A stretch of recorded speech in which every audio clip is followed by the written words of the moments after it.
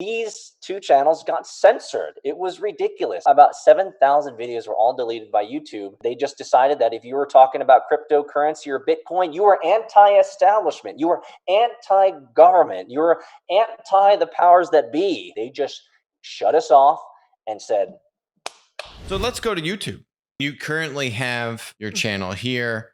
You got 30,000 subs on this thing. VCHunting.com. You're interviewing VCs. You got Tim Draper here talking about the Lambos and Bitcoin. But you've had two other channels, maybe more, but you've had at least two other channels which had more subs than this. Mm-hmm. And those things aren't around anymore. What's going on with all that? Well, my most successful channel, I have to just shill it, is VinWiki. I think we have 1.4 million subscribers. It's a car YouTube channel. Duh, I got cars, so I love that too. So that's my most successful and not censored YouTube channel. So almost, I think 1.5 million subscribers there. But yes, you're not wrong. I had two other YouTube channels, one which was called Decentralized TV, which was just about 100,000 subscribers.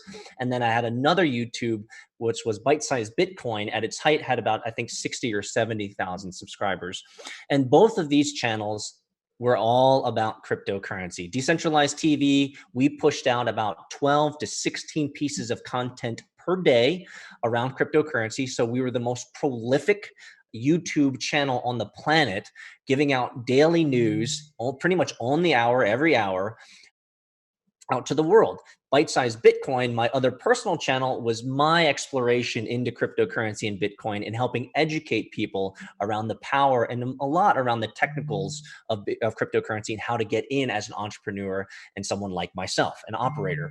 And these two channels got censored. It was ridiculous. I think I lost 4,800 videos from Decentralized TV and over 3,200 videos. So about over 7,000 videos. I mean, don't even worry about how much time and hours went into that. But about 7,000 videos were all deleted by YouTube because this was at the height of cryptocurrency back in 2017-18. And they just decided that if you were talking about cryptocurrency or Bitcoin, you were anti-establishment, you were anti-government, you were anti the powers that be.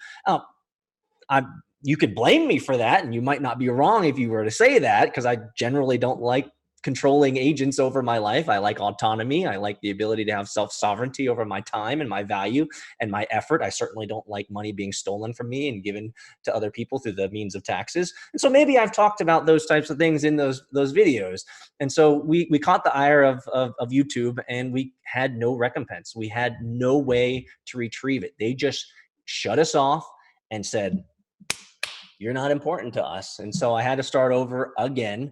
And so now I have a personal channel, which you said about has 30,000 subscribers or so. So it's been a rough journey in the content space, to be honest. And I don't know if I have any great answers, but YouTube is definitely not doing themselves any services when it comes to the next generation of content creators who are talking about cryptocurrency and the latest technologies in it. They're not helping out. It's what we talk about on the show. It's just, monopolies. There's no recourse, as you said. There's nothing you can do, right? You can't.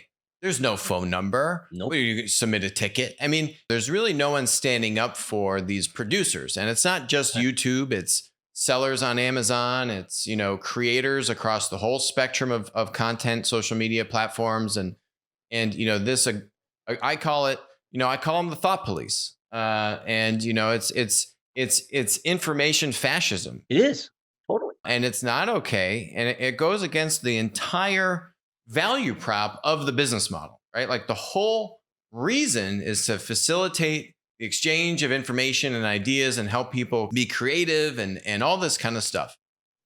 And because you say, about Bitcoin falls out of vogue, just like if you want to talk about COVID and all these kinds of things, we're just going to shut you off. I mean, it's very frustrating. It's not only frustrating. I'm sorry to interject, but it's disturbing. It's disturbing.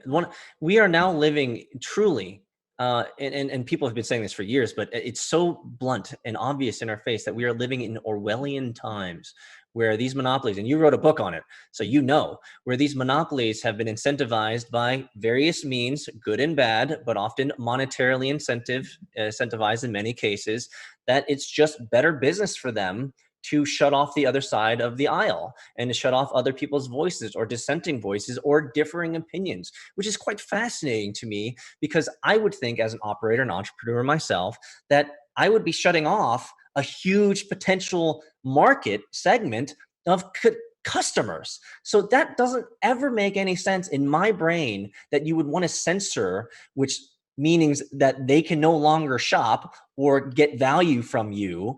Now, why would I want to censor a demographic that I can make money on? It doesn't make any sense to me. But I think there are deeper, let's say maybe political considerations, monetary considerations that they play in a world of that is unbeknownst to me, and I'm okay with that. But I just find it to be, because I'm in the South, right? It's like backsliding, man. We're backsliding. We're backsliding into the wrong technological oversight.